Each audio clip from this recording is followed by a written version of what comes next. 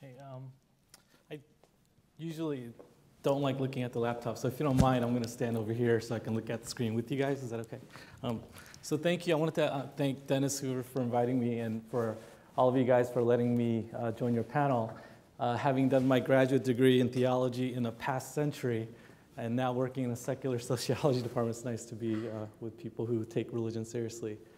So today, the talk is Christianity and Civil Society in Korea, and part of it is based on a chapter for a book that I was writing about how Christians came to lead the democracy movement in 1970 South Korea.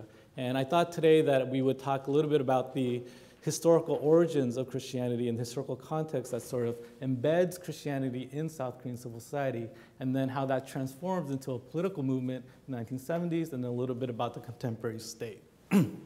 Okay, so if you know anything about Asia, you know, or I'm sure a lot of you do, and you know anything about Korea, you know that South Korea is a Christian nation. And it's an incredible success story from the viewpoint of the American missionaries who went there, because 1/3 out of all Koreans are Christians compared to the populations in China and Japan, right?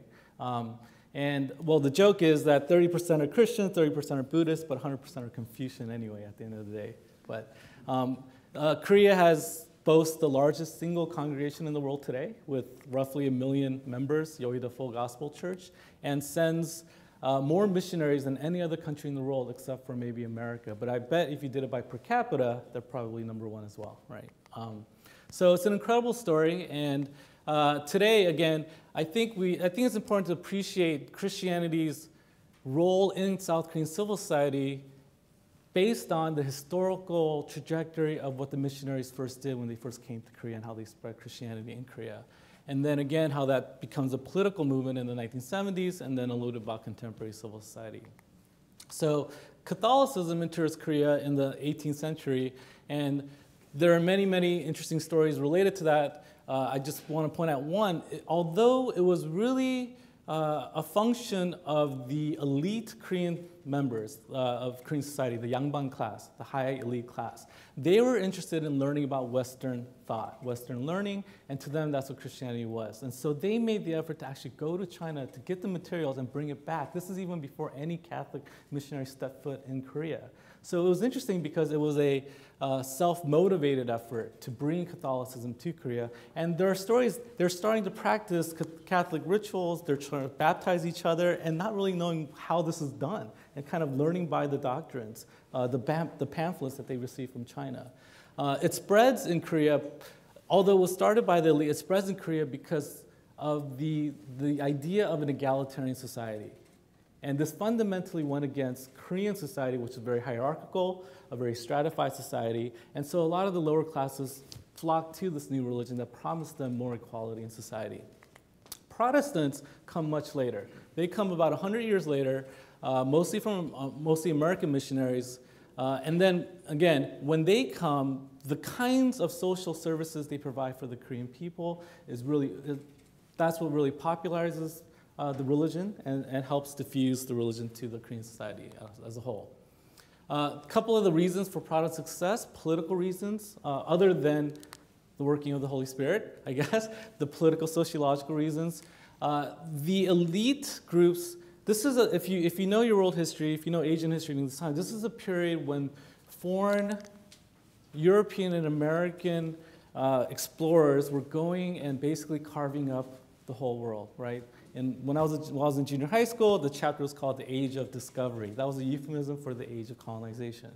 And Koreans knew what was happening to China, and they knew what happened in 18th century or 19th century Japan with the Meiji Restoration.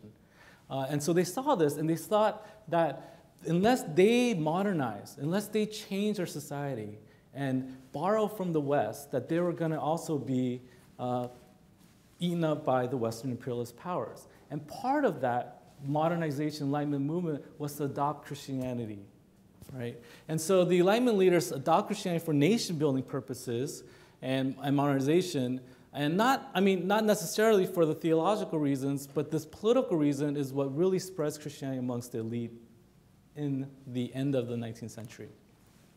And during this time, as part of the political turmoil, the Enlightenment leaders, some of the Enlightenment leaders, they try to stage a coup d'etat where they try to bring down the king. And in the midst of that, the queen's nephew is hurt. And they bring in, after they are unsuccessful trying to help this person heal, they bring in a Western missionary, Horace Allen, and he's a doctor, he's a medical missionary, and he's able to save the life of the nephew of the queen.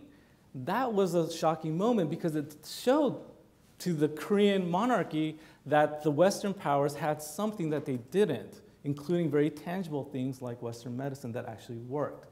This leads to Horace Allen having all sorts of rights in Korea, including the ability to open up the first modern Western hospital, which later becomes Severance Hospital. Korea becomes colonized by Japan in 1910 to 1945, and in 1919, in the middle of that dark period of colonization, they staged an independence movement against Japan. And what's interesting about this for our purposes today is that the leaders of that independence movement were disproportionately Christian ministers, Korean Christian ministers. And even though Christians at that point were a very small part of the population, the leaders, again, the 16 of the 33 signatories, the people who declared independence and signed that Declaration of Independence, were Christian pastors. This, again, helps legitimate and justify Christianity and helps popularize Christianity amongst the masses as well. And part of the reason that the church became an important part of the nationalist independence movement is they had an organizational infrastructure that other groups did not possess during this time. And so through their church networks, they were able to help spread the message that the independence movement had begun and help mobilize the people against Japan. All right. Social reasons, again, during the Confucian society, the pre-modern period, during the Joseon dynasty, it was a very rigid class structure and patriarchy was the norm. There was regional discrimination as well. And Christianity had promised to the Korean people more egalitarian, more equality, and especially opening its doors to the lowest class, the baekjeong, who were the butchers, and they were considered the untouchables. But the churches opened their doors to them. The missionaries opened their doors to them. And women were also allowed to participate along with the men, which was revolutionary at the time. And also parts of northern Korea, and this is internal domestic history, but the northern Korea were historically discriminated against. And so it's not a coincidence that actually the heart and the core of Christianity during the Japanese colonial period was in northern Korea. And that all changes after 1945, obviously, right? Medical services, as I mentioned, they brought the American missionaries brought modern medicine, made available to the masses. They built the first hospital, again opening the doors to the masses, which popularized Christianity. Education, the missionaries came and built schools. And in fact, the schools that they started, the earliest schools that they started, these missionaries started, are now currently some of the most important and most famous universities in South Korea today, including Ewha Women's University and Yonsei University. And already by 1910, the missionaries had 800 schools with over 41,000 students. It's not so much the number of students that's important, but it's allowing historically marginalized populations, offering them education, especially women, right? That really changes the fabric of society. So medical and educational work earns the Koreans' trust. This is a picture of the earliest colleges. And you can already see that what the missionaries did when they first came to Korea are they're laying the foundations for what becomes civil society later on, right? All right, so 1945, Japan loses in World War II and Korea gains its independence. The post-liberation, the character of Christianity after 1945 was quite conservative or orthodox. They were politically very anti-communist, and part of that story is because when Kim Il-sung in the north starts to consolidate his power, he oppresses the landowners and he oppresses Christians. That's North Korean communism. And a lot of those Christians flee south, and especially after the Korean War from 1950 to 1953, having experienced the tragedy of the war and blaming that tragedy on the North Korean communists, they become hardcore, very anti-communist, right? So they're politically conservative. They're, again, theologically conservative as well, inerrancy of the Bible, against theological innovations, whatever you might define that as. They're very evangelically oriented, and also charismatic Pentecostal. I was talking about that, and that's also a very big part. In fact, the largest church in the world, Yoido Full Gospel Church, is a Pentecostal church. All right. And so I'm just mentioning that as a foil for this other part of the story, which is a very small group, and numerically small, but also maybe numerically small, but socially important, which is the liberal minority. There was a group of Christians who, and this one particular person, Kim Jae-jun, who studied at Princeton Theological Seminary here in America. He goes back and he starts preaching the social gospel, what he learns here. He becomes the dean of the Korean Theological Seminary, and all of his faculty are of this progressive camp. And one of the main things about this progressive liberal wing of the Korean church was to really try to cater to the people who were the direct, either the direct victims or had directly experienced the incredible social turmoil during this period and the utter poverty. Korea comes after the war in 1950, when the war ends in 1953, Korea is one of the poorest countries in the world. And through the 1960s, it stays that way. And it wasn't until the 1980s that you get things like Samsung and Hyundai and those kinds of things that we associate Korea with today. But at that time, it was very poor. And during this radical industrialization process, a lot of the people are coming from the countryside, coming to work in the factories, and they're living in the sort of the typical stories that you hear about when industrialization first happens, right? And so the churches wanted to cater to those people. This is an interview I did with a Catholic social worker, and she said that people had dreams in the 1970s. I saw a lot of young people in front of Seoul Station. They left their homes with dreams of making money. They believed they could make money once they came to Seoul. They had nothing but dreams, and we opened the house for these young people.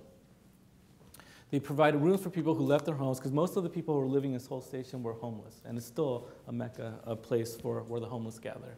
Right? And so the churches wanted to cater to those people. And the number of people who were in need of those kinds of services grew in proportion to the industrialization process that was happening in the 60s and 1970s. Right? So this is the context. This is the moment. Even though Christianity in Korea was progressive, had offered social services, they were yet to become a politicized movement, the Korean church anyway, other than against Japan in 1919, other than that one moment. But with the formalization, the institutionalization of authoritarian government in Korea, the church starts to partake in the protests against dictatorship. So in 1960, there's a student revolution that brings down Syngman Rhee's government. He's the first president of Korea. And when he abdicates, during that turmoil, a military general, Park Chung-hee, stages a coup d'etat and takes over. Partly because of the pressure from the United States and other groups to reinstate democratic rule, he says he's going to retire from the military, and he runs for president in 1963 successfully. He runs again in 1967 for a supposedly his last term as president, but shortly into his second term, he decides he wants to be president just one more time. So he forces the National Assembly to amend the Constitution to allow him to run in 1971. He wins that election. He promised everybody that this was going to be his last time, but a year into that, he decides that democracy doesn't work at all. He's going to get rid of the democratic constitution. He instates the Yushin Constitution, which basically formalizes authoritarianism and allows his lifelong rule. So now we have formal authoritarian government in Korea in 1972, right? This is Park Chung-hee during his coup d'etat when he was still a military general, and this is President Park Chung-hee after he becomes president. This is his family. You'll notice that that's his first daughter, who is Park Geun-hye, who is the current president of South Korea today. So in reaction to Park Chung-hee become increasingly authoritarian, this is a graph showing you the numbers of protest events. And 1971, you get a huge spike in the number of protests against his third presidential election. In 1972, they want to protest, but they can't because the martial law is declared, the garrison decree is declared, the tanks are in the cities to support, or basically provide support for the new Yushin Constitution. When martial law is lifted, you get the numbers of protests increasing over time, and then something happens in 1974, 75, and the number of protests decreases. And what happens is really the story about the students. So students are leading the protest in the 1970s, but repression is increasingly over time. This is the percentage of protests that are being repressed, and you can see that the repressive coverage of protest events increases over time, right? This is a famous picture showing you this is October 2nd, 1973, Seoul National University students protest, and the police come in and basically arrest everybody. What happens in 1974 is Park Chung-hee declares emergency decree, and he begins the systematic repression of the student movement. Over 1,000 student leaders are arrested, so everybody's in jail. This is also the time when other groups in society are being repressed. You get a high level of media censorship. This is a picture showing you the journalists who are trying to declare media freedom, but they're being arrested and they're being put in jail and they're being fired from their companies as well because the government doesn't want them talking about anything against Park Chung-hee's government, right? This is also a time when you get the emergence of the first generation of human rights lawyers in Korea. And this is a picture of Kang Shin-ok, who was one of the first human rights lawyers in Korea. And he actually gets arrested for being in a court defending the people, his clients. So his clients are arrested for engaging in anti-government activities. He's giving his closing statement. They're given the death sentence. He's criticizing the court, and then the government decides to arrest him as well, right? This is also a time of heavy labor repression. I just want to throw this out there. I know we all love Samsung products, but they were notorious for repressing their labor. Even more than Hyundai and even more than LG, they were probably the most notorious corporation conglomerate in terms of limiting labor unions, and they continue to be so today. Just FYI. Okay, so all of this stuff is happening during this time. There's all this political turmoil. Students are trying to protest. They're being thrown in jail. You start hearing about stories about torture in jail. Some are actually executed during this time. And so what are the Christians doing about this? They're seeing this happening. What are the Christians doing about this? And the parents of the students start going to their pastors and saying, you guys got to do something about this situation. You guys are the leaders of the society, or at least moral leaders of the society. And so what's the church's stand on this dictatorship, right? More students being arrested. And so this was a quote. This is a quote from an interview I did of Lee Woo-jung, who's one of the church leaders in the 1970s. And she told me that mothers of the accused came to my church and told me that their children and husbands were badly tortured by the government. And we thought we needed to do something. People trusted us and thought we were Christians who sacrificed for our suffering neighbors. Right? And so you start getting, for the first time, the overt politicization of the Christian church, the progressive Christian church. And it begins with this guy here, Pastor Park Hyung-gyu. He, in 1973, on Easter Sunday, protests the government. He's holding up these placards, and one of the placards read, they're all criticizing the government, when one of them read something like, show thy mercy to the ignorant king. He's talking about Park Chung-hee, right? He's promptly arrested, but during his trial, he's being accused of trying to stage a communist revolution so that he can become the next leader, which is a ridiculous thing. That leads to a lot of other people coming to us and saying, no, this is a pastor. He's not a communist, right? And so this sparks the entry of Christians into the democracy movement overtly. He goes on to become one of the important leaders of the democracy movement in the 70s. And another way of thinking about it is he's the Martin Luther King Jr. of Korea's democracy movement in the 1970s, right? He joins other Christian leaders. This is novelists and other people, journalists, there's a Buddhist monk, but this is Bishop Chiak-sun, who's a Catholic bishop, who's one of the leaders of the democracy movement. This is a Quaker, Ham Seok-hun, a very famous intellectual, and this is Pastor Kim Jae-jun, the father of liberal theology in Korea, the president of Korean Theological Seminary. They emerge to become the leader, to try to bring together all of the journalists, the students, the laborers. They're all looking to these people to sort of lead the movement and to provide moral leadership and also organizational leadership as well. Right? And so you start getting, with the decline of the student movement, because now they're all in jail after 1974, you get Christians stepping up to take the place of students as the most important group in the democracy movement against Park Chung-hee's government. All right, I'm running out of time. Why were Christians able to fend off repression more so than the students? They had certain advantages that were very important. They had moral integrity, or people believed that they had moral integrity, and they had a certain amount of symbolic power in society. Another part of this is a quote sort of mentioning that. Another important point was that because of the history of the church coming from the north and moving down to the south, everybody knew that Christians were for the most part, anti-communist. And so that limited the dictator's ability to frame Christians as communists, because that was his trump card move. That was his standard strategy. If you protested the government, you guys are all communists, we're going to throw you in jail. It was harder to do that for the Christians because of this particular history, right? And again, this is another quote from an interview. They also had organizational resources, much like they did in 1919 against Japan.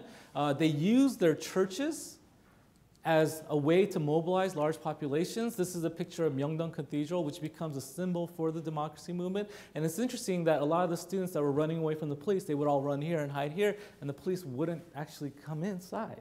They were surrounded, but they had enough. And I mean, part of the reason is, I mean, people say that, you know, sacred ground and there's a certain amount of respect. Most people say it's because Park Chung-hee didn't want international groups criticizing him for repressing the churches, right?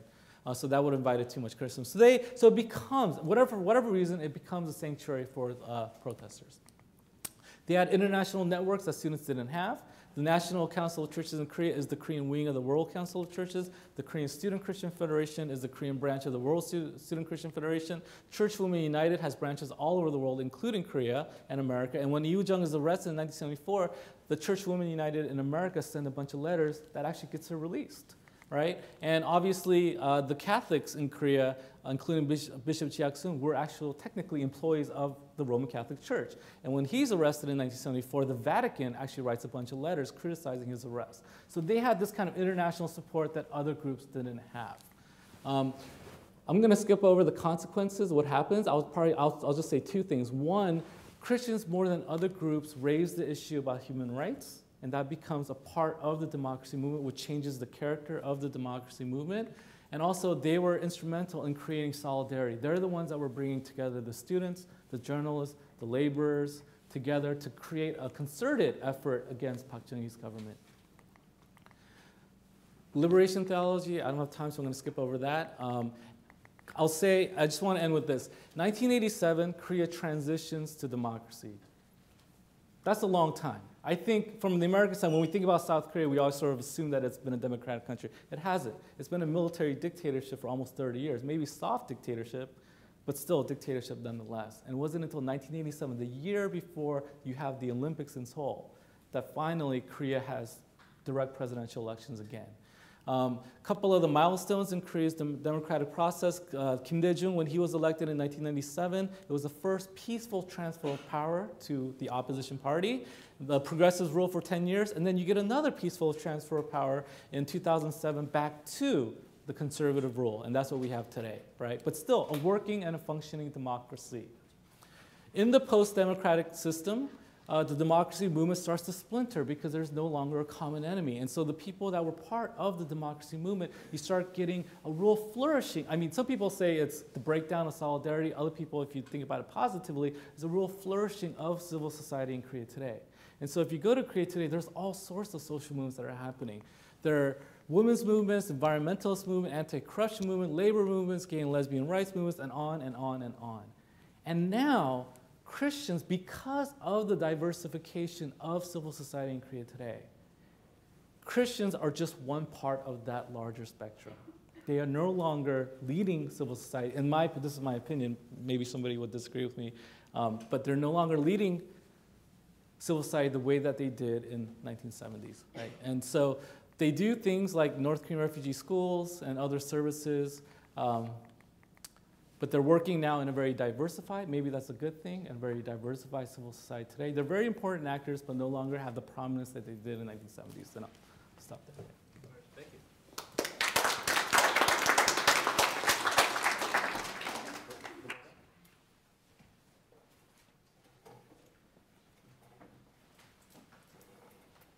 All right, so we'll go ahead and open up for questions now, and we'll follow the format of the previous session. So we'll just get a bunch of questions out on the floor, and then we'll turn it to our panelists to speak to them. So.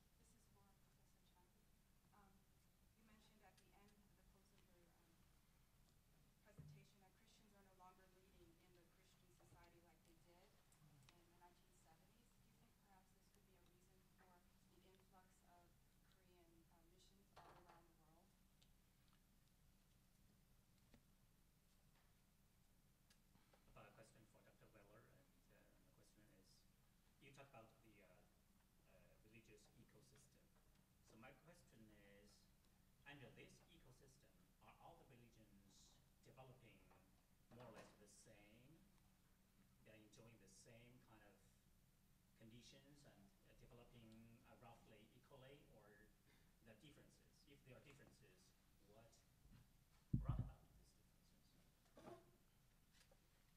Question probably for both, but it's a Korea and a China question, and that is the phenomena of Korean businessmen, Christian or other religion businessmen, coming and setting up businesses in China as a vehicle for evangelization and missionization, and the impact of that, and also how that impacts the relationship between China and Korea. I just want to get in the queue that Robert give his monkey demon story. I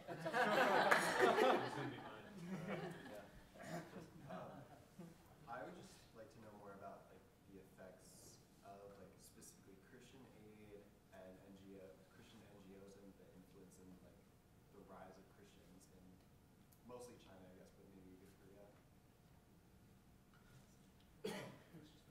For both speakers, I'd be curious on their reflections coming out of their specific studies about the potential for the student-led pro-democracy movement in Hong Kong, much of which is populated by Christian students, for doing much in Hong Kong for promoting democracy there.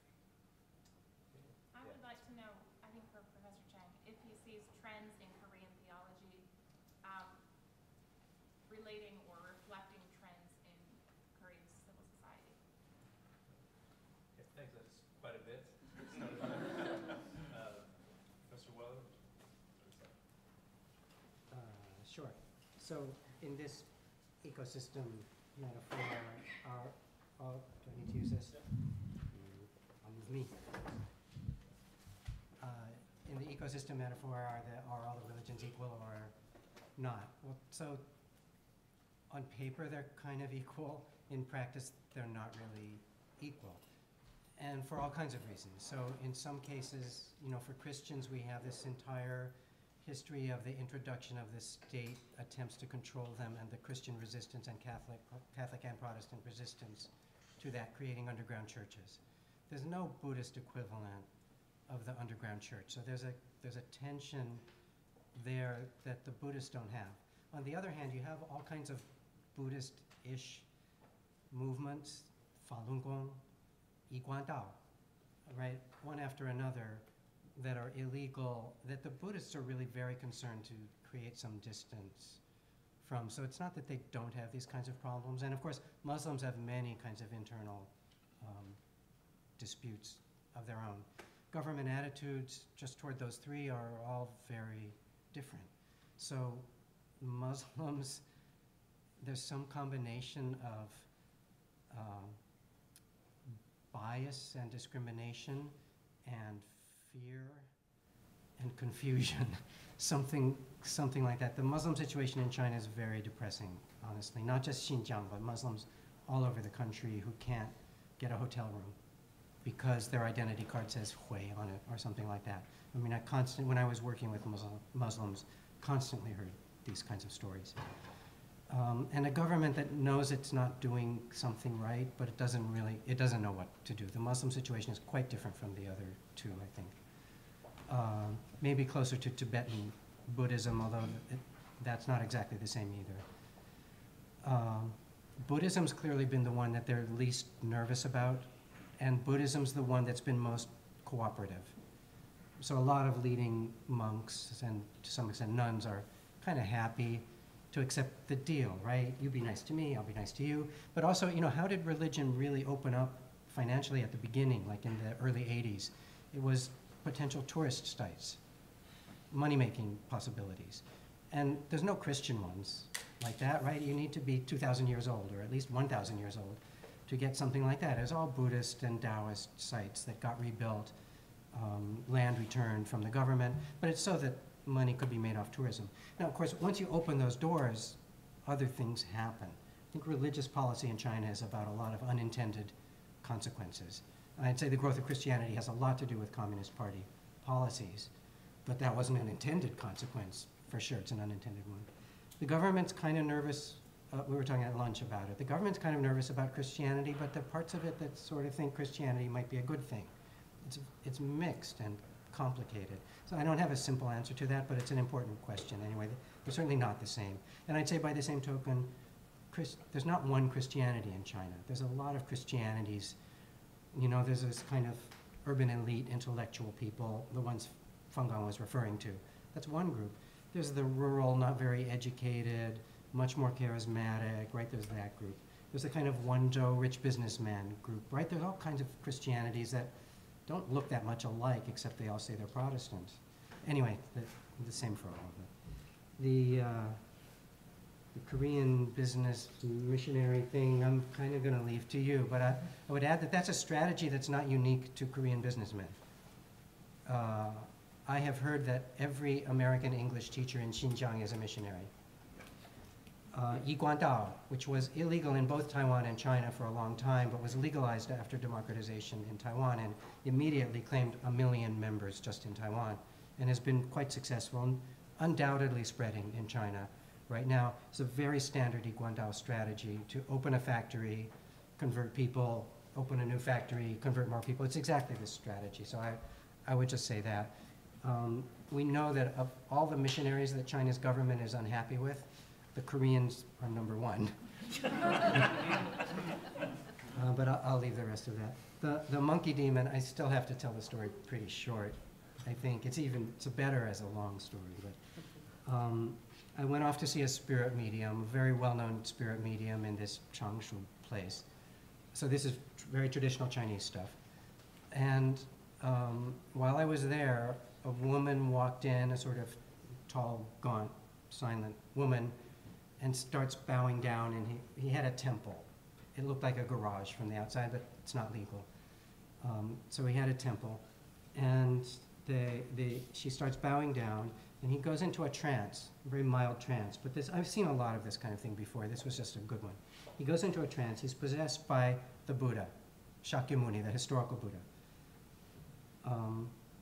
And the woman's bowing down, and he's at a desk chair behind a desk.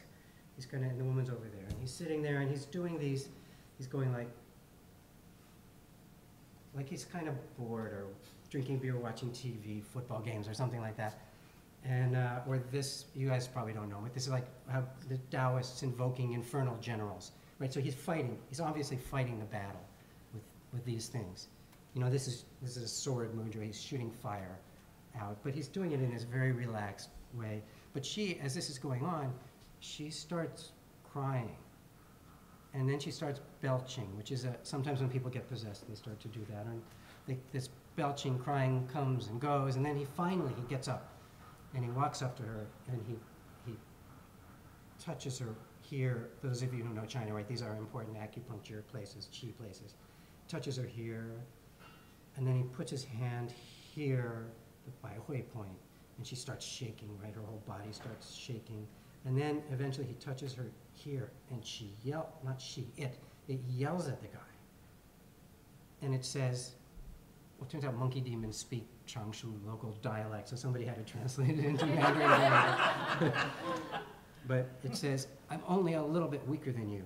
Talking to the Buddha, right? I'm only a little bit weaker than you. I'll be back to fight you again.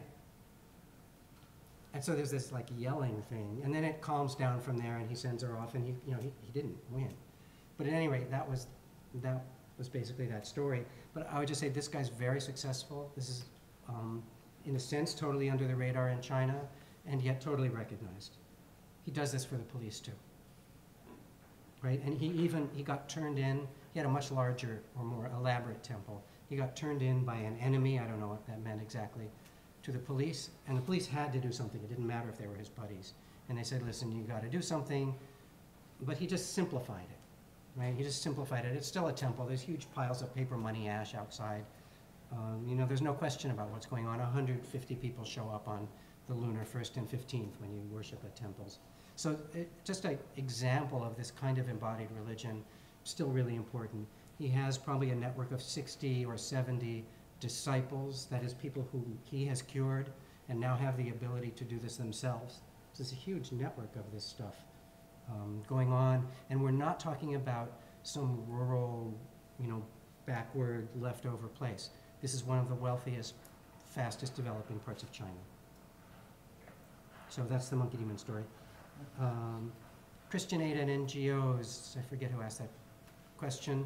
That, I don't know if you meant now or in the 19th century, because just like we heard for Korea, that was medical missionizing and generally philanthropic missionizing was quite important in China and in Taiwan in the late 19th century and early 20th century. It doesn't result in a huge number of conversions, right? We've heard the numbers at that point are very, very low still, but it is a model for other things. The example I like is the one I got from a Presbyterian minister in this Lugang town I was in. That's by far the largest Christian group in Taiwan. And I asked him, I was doing research on philanthropy actually, and I was asking him what kind of philanthropy do you do? And he had all kinds of stuff, a kindergarten, a pedicab thing to employ unemployed men, right, all kinds of stuff. He said, when did you start doing this? And he said, like 5 or 6 years ago. And I said, and before that, did you do any of it? And he said, well, we did some, but we only did it for the Christians. We only did it for our congregation. We didn't do it for anybody else. And I thought that was strange, because if you read the 19th century stuff, the whole point was to do it for everybody, right? Like, go pull your teeth and you feel better, right? Pulling teeth and cataract surgery were like the mainstay of this, because they could do it, it was easy. It cured people like immediately on the spot. It made them better, right? So this was a powerful mechanism. And they weren't doing it at all. That is, the Presbyterians over the 100 years in between had gotten to look more like a traditional Chinese pattern of only helping your own people. So why did they change when they changed? The Buddhist group, Sociology, was so successful at becoming the model for how a religion is supposed to act in Taiwan, which is philanthropy, philanthropy, philanthropy, nothing else. That every group has had to emulate them. Christians too. So it's a funny story where it's a Christian thing, but then becomes really important in Taiwan by being reworked as a Buddhist thing, and then pushes the Christians back into it. So it's an interesting and complicated story. Hong Kong prospects, I'm not particularly optimistic that anything comes of that, whether it's Christians involved or not Christians involved. I kind of think it ends up the way Occupy Wall Street ended up. But let me be wrong.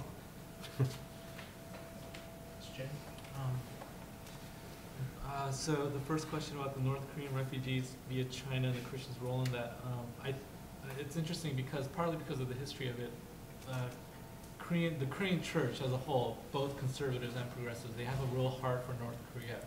The Pyongyang Theological Seminary, that was the main seminary that trained the first generation of Korean pastors, and that was in Pyongyang, North Korea, right? But after 1945, the border closes in 1948. You get the war in 50 to 53. After that, they're all south. So a lot of people have family, a lot of people have memories, a lot of people have Goyang, which is their birthplaces back in North Korea, so they have a heart for it.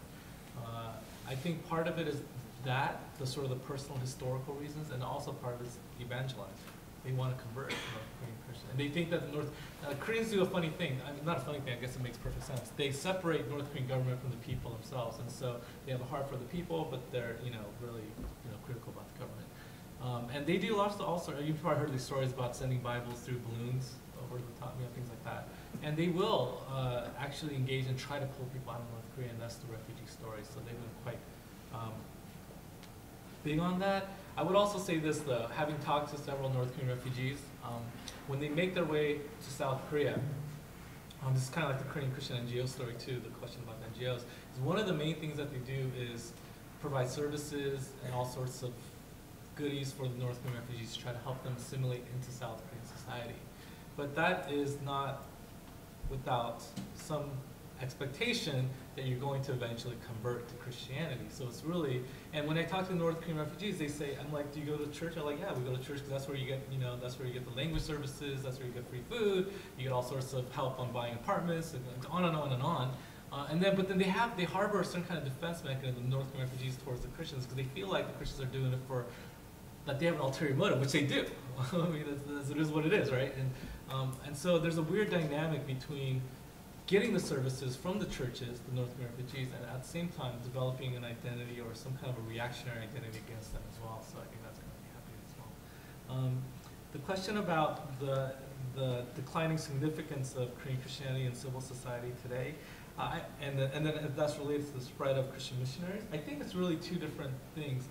It was really the progressive church that was leading the civil society in the 1970s, not the conservatives. And the conservatives were the great majority. I mean, Billy Graham comes to Korea in 74, 75, like Million Man Expo and on and on. It was not them. They were not part of any kind of civil social movement action. It was a very small liberal minority. And then, so to follow up, the missionaries, the churches that are sending all these missionaries abroad are from the conservative side, not from the progressive side. In fact, the progressive side now has almost dwindled to the point where they're an insignificant factor in not only Korean Christianity, but in Korean society as well. And there are a few.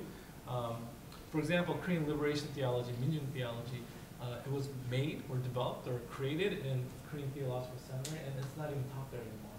And it's ironic, but the only places that you can sort of learn about Korean Minjung theology is in liberal progressive seminaries like Harvard Divinity School and like Chicago, places like that are like, ooh, world Christianity, and let's learn, you know what I mean? And in Korea, Koreans are like, they're not even interested in that stuff anymore. They've sort of passed that. So again, I think those are two separate things, like the declining significance of the progressive church, or maybe they're structurally related. It's really the dominance of the conservative evangelical church, and that's part of the missionary story as well. The Christian businesses in China, I know, business is a standard tactic or a way that missionaries get into a country. I don't know enough about the situation in China. I know there are a lot of home churches, underground churches, and stories like that, and I'm guessing that Koreans are playing some role in that. But I would say this: the secular side of it, or maybe the secular / Christian side of it, just the business side of it, is a huge thing between the Koreans and the Chinese, right? That is not only for China. I believe like China is Korea's largest trading partner right now, surpassing America, which is like it was kind of a moment in Korean history. And they reestablished diplomatic relations in 1991. It's a huge part of it. So I'm not surprised that the Korean businessmen used that venue, that opening, the opportunity to try to get in. But I don't know enough about the churches in China. I think it's really a China scholar question to know what's happening in China. I mean, that's my, I guess I'll throw that back to you. I'll do the theological trend question. The theological trend, maybe other people will be much more qualified to talk about this than me, but my feeling is that there hasn't been much theological development. Most of the dominance is by the conservative evangelical churches, and their MO is to jikyo, that's the Korean word, to protect the Orthodox, right? So they're not exactly interested in developing new theology. And there are some minor trends like combining Taoism with Christian theology. Christo Tao is one of the theologians is trying to popularize that idea, things like that. But that's really, I would say, not mainstream and not really significant. And really the story is born again religion. The Hong Kong story, I don't know about the church's role, but most of my research is actually about state repression and how that impacts the democracy movement or social movements generally. And I remember watching the Hong Kong protests, and the very first week when they came down hard on the students with the riot police and the tear gas, and all of a sudden overnight they disappeared, the riot police. They kind of like backed off. I thought it was a brilliant move on the state side, because if that had escalated, then for sure that would have gone to the point where the state would have had to my guess is they would have had to have done something drastic, or they would have got so much pressure from international groups. They chose to let it become like Occupy Wall Street, just kind of like just enough to watch it, but not enough to escalate it, and it's kind of, who knows, who knows what's gonna happen, but I don't think that the riot police pulling back is a good sign for the movement. That's my opinion. That I think it's a really strategic, smart move on the state to just de-escalate it and let it wither away. I think that's the strategy, it seems like. Thank you very much. That takes us right about 3:30. Now, just a reminder, we do have a reception at 4 p.m. in the lobby here before our keynote address by Brian Grimm at 4:30. So we invite you to join us for that as well. So thanks for attending. Thank you guys.